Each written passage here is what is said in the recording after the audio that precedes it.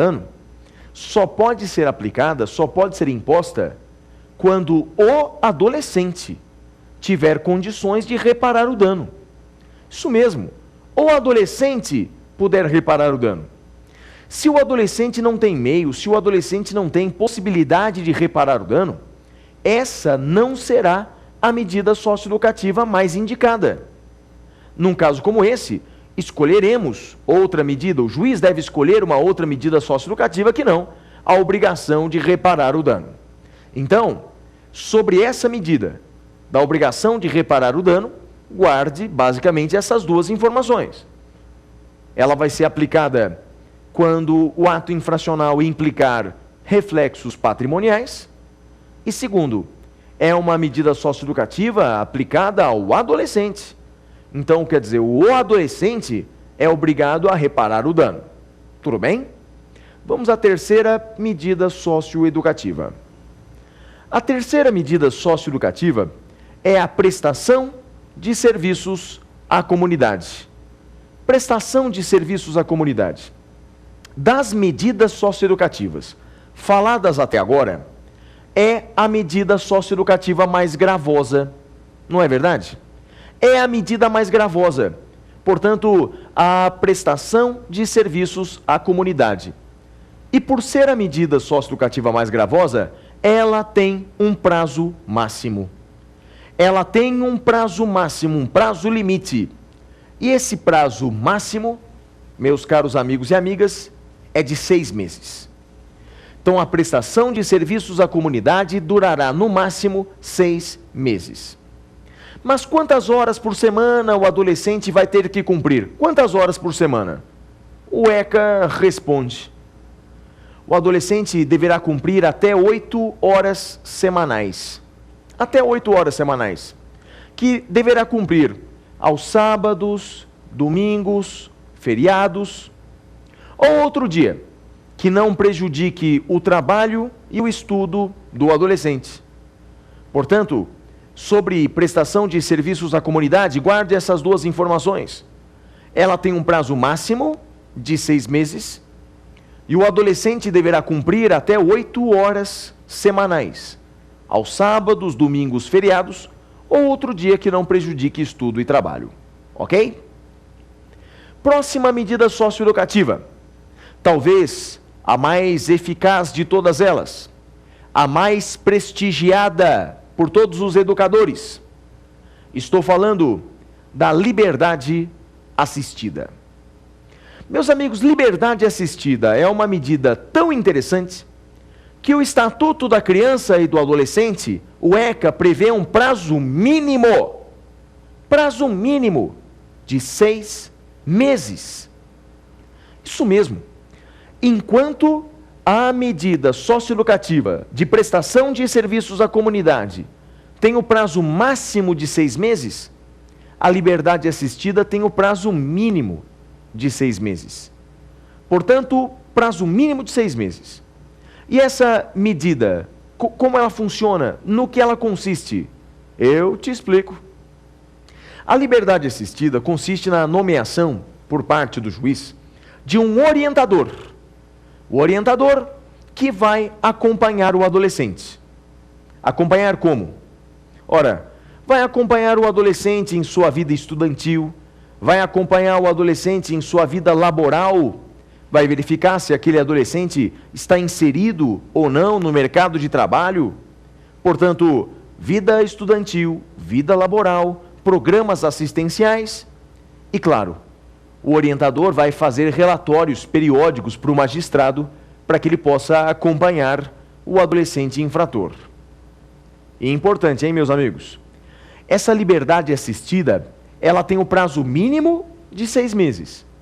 Terminados esses 6 meses, o juiz pode prorrogar essa medida, o juiz pode revogar a medida ou, eventualmente, pode converter em outra medida.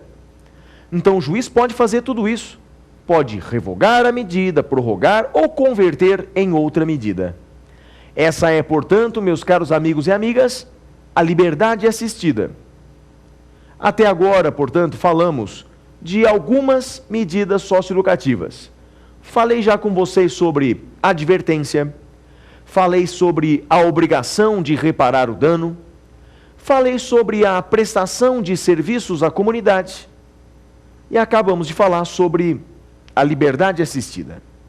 Vamos para mais uma medida socioeducativa? Qual será a próxima medida socioeducativa? Essa agora é bem mais gravosa. Vou falar com vocês sobre a inserção em semi-liberdade. Isso mesmo, inserção em semi-liberdade, que segundo o ECA, pode ser aplicada em duas situações. Ela pode ser aplicada depois da internação, como forma de progressão. Seria, se estivéssemos falando de adultos, seria como a progressão de regimes dos adultos, não temos? O adulto não progride do regime fechado para o semiaberto, para o aberto.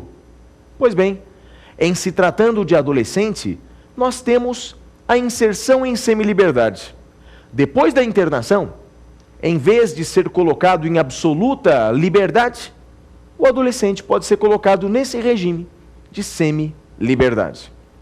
E a segunda possibilidade que o juiz também pode se utilizar é a aplicação direta da semi-liberdade. Ou seja, é uma aplicação de forma autônoma.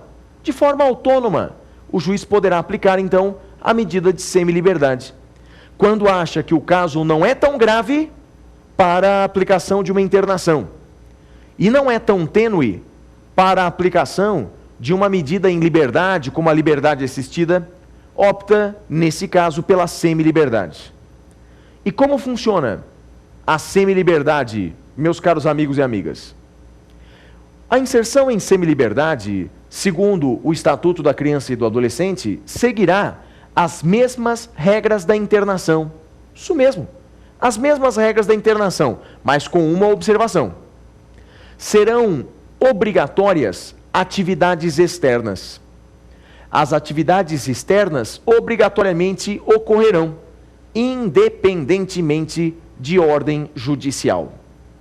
Portanto, independentemente de ordem judicial, ocorrerão atividades externas. Tudo bem? Falamos então até agora de advertência, obrigação de reparar o dano, prestação de serviços à comunidade, liberdade assistida. Falamos também sobre a obrigação de reparar o dano. Agora acabamos de falar de inserção em semi-liberdade, ou seja, estamos falando de medidas socioeducativas, mas tem uma que é a mais gravosa, que é a mais importante, é aquela que mais cai nos concursos e no exame da OAB. A internação. Preciso falar agora com vocês sobre a medida socioeducativa de internação. Meus amigos, a internação é a mais gravosa de todas as medidas socioeducativas. E ela deve obedecer a dois princípios constitucionais: a brevidade e a excepcionalidade. Repito, brevidade e excepcionalidade. Falemos primeiro da brevidade. Como é que funciona a brevidade de uma medida socioeducativa de internação? Segundo o Estatuto da Criança e do Adolescente, a medida socioeducativa de internação não tem prazo previamente determinado. Não tem prazo previamente determinado, ou seja, quando o juiz decreta a internação do adolescente, ele não diz: decreto a internação por 2 anos, decreto a internação por 3 anos. Não. Ele simplesmente diz: decreto a internação.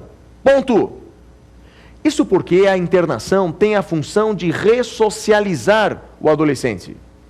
E não sabemos quanto tempo isso vai demorar.